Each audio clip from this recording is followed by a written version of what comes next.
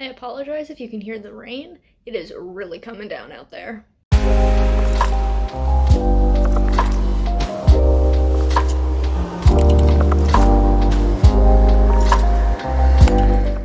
Hello everybody, my name is Danny and welcome back to my channel and welcome to today's tag video.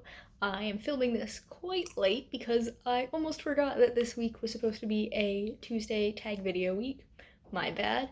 But today I am doing the Count to 10 with Me book tag. I saw this over on the channel Break Even Books a couple of weeks ago, and so I will link that down below as well as the original video. This tag just looked like a lot of fun and a way to talk about books that I don't normally talk about on my channel. Some of the ones that I pulled for these questions I do talk about quite a bit, but some of them I don't think I've mentioned before or seen on BookTube, so that's pretty cool.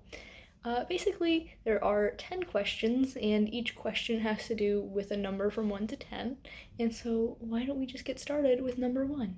So question number 1 is to pull the first book in a series, and for that I have pulled The Navigator by Owen McNamee. This is a book that I have had since I was in 5th grade, so like 15 years ago maybe? Something like that.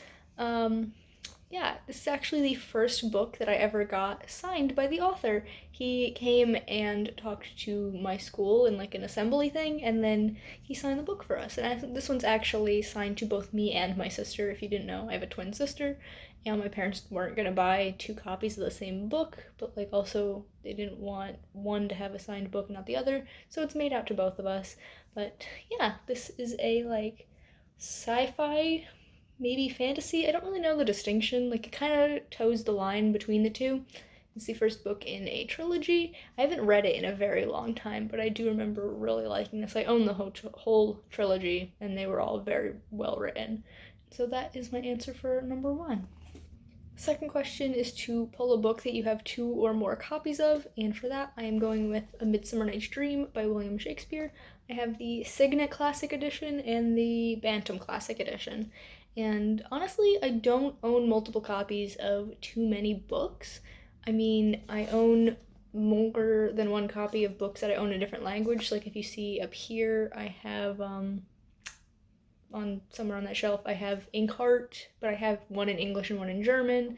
I also have a different book where I own one copy in English, one copy in Italian. This is like the only thing I can think of where I have multiple copies in the same language. Yeah, Midsummer Night's Dream is one of my favorite Shakespeare plays, and both of these covers are absolutely gorgeous, so I figured I might as well keep both. These were a gift from my aunt. She moved a couple of years ago and gave me a whole bunch of her old books because she was downsizing and couldn't bring them all, and both of these were in there, so that's my answer for the second question. The third question is a book with 3 colors on the cover, and for that I have Attack of the 50-Foot Wallflower by Christian McKay Heidegger. I read this last year and it was so fun, but as you can see, it has 3 colors on the cover. It has purple, pink, and white. And honestly, this cover is gorgeous. I'm kind of obsessed with it. These colors look so good together, and it's just so fun. So I really liked this book. Number 4 is to find a book with 4 or more perspectives, and for that I have The Mark of Athena by Rick Riordan. This is the 3rd book in the Heroes of Olympus series, which is the series that follows the Percy Jackson series. How many times am I going to say series in this video? Probably a lot more. So the first 2 books in the series actually only have 3 POVs, which is why I pulled this one, because this is the first one that has 4, and then I believe books 4 and 5 in the series both have 6 or 7 POVs. I don't quite remember. But yes, this actually happens to be my favorite book in the Heroes of Olympus series. Annabeth is my favorite character, if you didn't know, and so I just really love the focus on her. So that is my answer for number 4. For number 5, you have to pull a 5-star read, and I personally don't rank out of 5 stars when I rate my books. I have a 10-star system.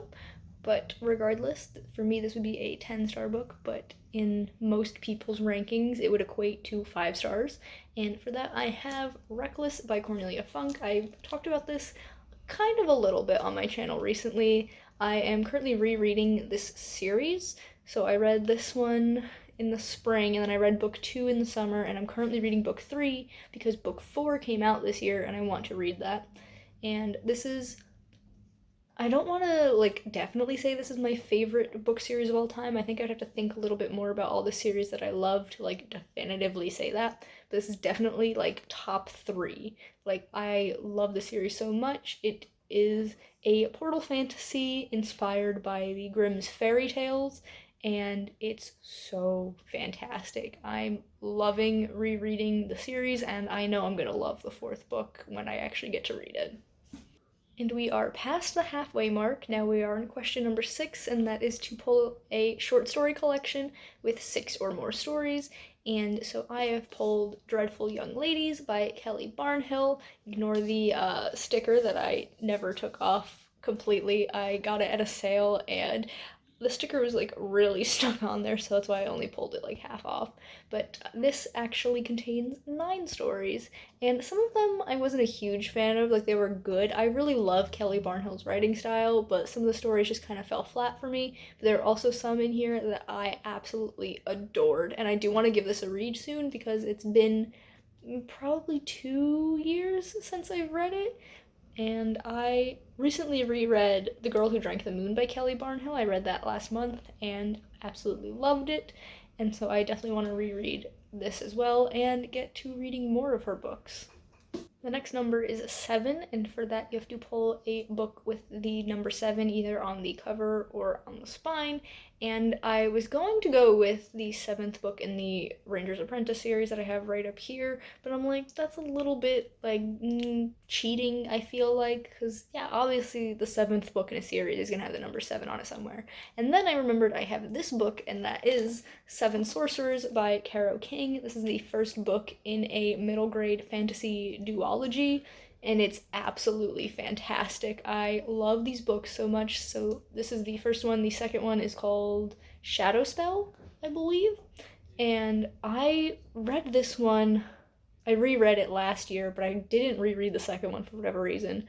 So at some point, maybe for a readathon, I want to reread this one again and reread the other one. Like, I want to do it back to back.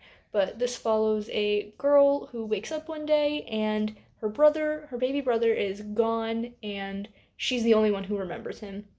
And this reminds me so much of the movie Labyrinth with David Bowie in it. So if you like Labyrinth and you like middle grade books, definitely check this out. I think you would love it. Then for number 8, you have to pull a book with 8 letters in the title, and for that I have The Mite by Siri Petterson. This is the 3rd and final book in the Raven Rings trilogy, and honestly it's my favorite in the trilogy. It's so fantastic. This is a Norwegian book. It's fantasy inspired by like Norse mythology, and it is a portal fantasy, and as you can see, The Mite has 8 letters in it. 3 and 5 is 8. I can do simple math. But yes, I've talked about this book so much on my channel recently. Well, maybe not recently, but like within the past year. I adore this book so much and would highly recommend it. Alright, we are almost at the end. For number 9, it is to pull a book that ends with a page number ending in 9. And this was so hard to do. I feel like I pulled so many books off of my shelf and none of them ended up with a 9. But then I pulled The Ruins of Gorlin by John Flanagan. It is the first book in the Ranger's Apprentice series. Yes, I do not have the dust jacket. This was my brother's book before me, like 10 or so years ago, and he got rid of the dust jacket, and so when he passed it on to me, I didn't have the dust jacket. It's not my fault that it's naked.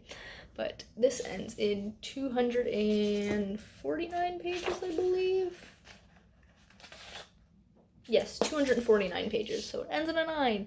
And believe me when I tell you, I looked through like more than half of the books on my shelf before I opened this one up and saw that it fit the prompt, so I'm very happy about it.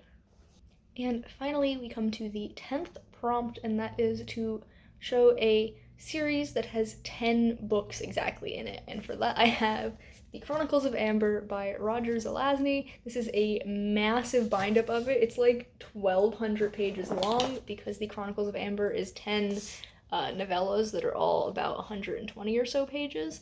And technically, if we want to like be specific about it, it's really 2 different series. There's the